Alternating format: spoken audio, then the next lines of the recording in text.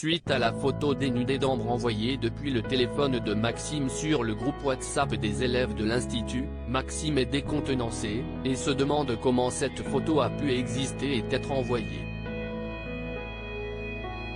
Avant le début du cours de cuisine, il demande à Ambre comment cette photo qu'il assure n'avoir ni prise, ni envoyée s'est retrouvée dans la conversation groupée des élèves. Charlène intervient, stupéfaite que Maxime cherche à faire croire qu'Ambre est derrière tout ça. Ambre assure à Maxime qu'elle ne le laissera pas l'humilier. Maxime s'énerve et lui demande à quoi elle joue. Sur cette altercation, Claire Guinaud arrive et ordonne à Maxime de retourner à sa place pour le début du cours. Après le cours, Enzo et Maxime, Clément Rémien, essaient de résoudre l'énigme de la fameuse photo. Maxime émet l'hypothèse qu'Ambre ait bénéficié de la complicité de Solal, Benjamin Touba Paris. Pour lui, Solal et Ambre auraient récupéré le téléphone de Maxime tombé pendant la bagarre, et auraient pris la photo dans la foulée, pendant que Maxime et Enzo n'étaient pas dans la chambre. Charlène arrive et interrompt de ce fait la discussion. Elle somme Maxime de présenter des excuses publiques à Ambre. Le jeune homme assure à la fille de Tessier qu'il n'a pas pris ni envoyé la photo. En vain, Ambre entre dans les vestiaires où Lionel et Charlène se trouvent déjà. Alors qu'elle demande à Lionel si elle en a encore pour longtemps pour se changer, elle est trop claustrophobe pour se changer dans les cabines, Lionel la provoque en lui disant que tout le monde l'a déjà vue nue. Charlène s'offusque ainsi que Ambre, qui lui rétorque de retourner jouer avec ses allumettes. Après le départ de Lionel, Charlène se confie à Ambre sur le chantage à la sextape dont elle a été victime. Elle évoque aussi avec regret la période où elle s'en est prise à Hortense par jalousie. La jeune femme dit à Ambre qu'elle a tout son soutien. Les deux jeunes femmes ont un plan d'attaque et sont bientôt rejoints par Louis et plusieurs étudiants. Tessier pose un ultimatum à Elliot. Tessier surprend Elliot qui danse dans le parc.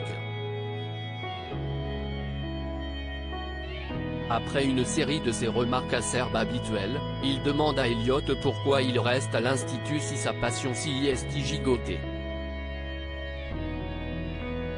Le jeune homme explique au directeur qu'il s'agit simplement de sa deuxième passion et que cela l'aide à se détendre. Tessier pose un ultimatum à Elliot, s'il ne retrouve pas l'odorat et le goût d'ici le test de demain, il devra quitter l'institut. Hortense a fait des recherches sur la rééducation olfactive et gustative. Elle propose un test à Elliot sur des plats qui ont marqué son enfance. Alors qu'il replonge dans ses souvenirs, il goûte les crêpes de sa mère et y sent l'odeur de la fleur d'oranger.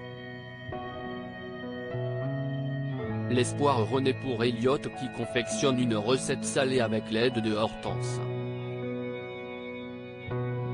Jasmine, brûlée en cuisine, continue son exercice. Les doutes de Rose se confirment en cuisine. Jasmine se brûle l'avant-bras alors qu'elle sort une tourte du four. La jeune femme ignore l'accident et continue à dresser son plat. Clotilde insiste pour qu'elle aille à l'infirmerie.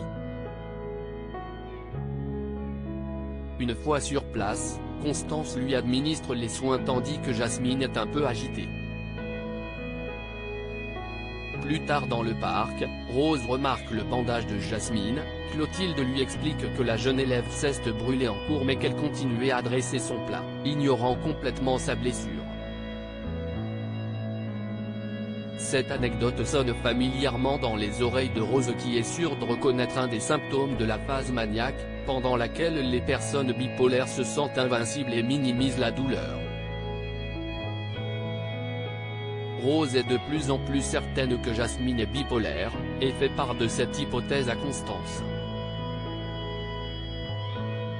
Elle suggère à l'infirmière d'appeler ses parents ou la personne à contacter en cas d'urgence, afin d'avoir des informations sur ses antécédents médicaux. Constance est d'abord dérangée par l'idée de passer cet appel dans le dos de Jasmine qui est majeure, mais finit par se laisser convaincre par Rose.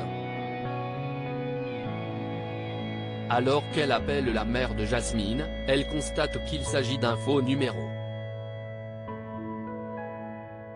Les élèves se mobilisent contre Maxime, Anaïs choisit son camp dans l'économat, Salomé et Anaïs discutent. Célia écoute leur conversation. Salomé ne peut pas concevoir de s'être trompée à ce point sur Maxime et ne l'imagine pas capable de faire une chose aussi affreuse. Anaïs considère que les faits parlent d'eux-mêmes. Lorsque Salomé demande à Célia son avis, celle-ci reconnaît que Ambre fait une fixette sur Maxime depuis le début, et qu'elle voit mal le jeune homme commettre de tels actes. Salomé a une discussion avec Maxime, qui lui jure qu'il n'a pas envoyé cette photo, et la supplie de le croire. La jeune femme ne sait pas si elle peut lui faire confiance. Le couple est rejoint par Enzo qui vient chercher Maxime pour l'alerter. Plusieurs élèves sont réunis dans le parc et scandent Major harceleur, Major protégé. Salomé est surprise de voir Anaïs parmi le groupe d'élèves. Maxime interpelle Ambre et lui demande si elle a organisé tout ça par folie ou parce qu'elle est en colère qu'il ne la aimait pas. La jeune femme lui assure qu'elle va tout faire pour le faire virer de l'institut.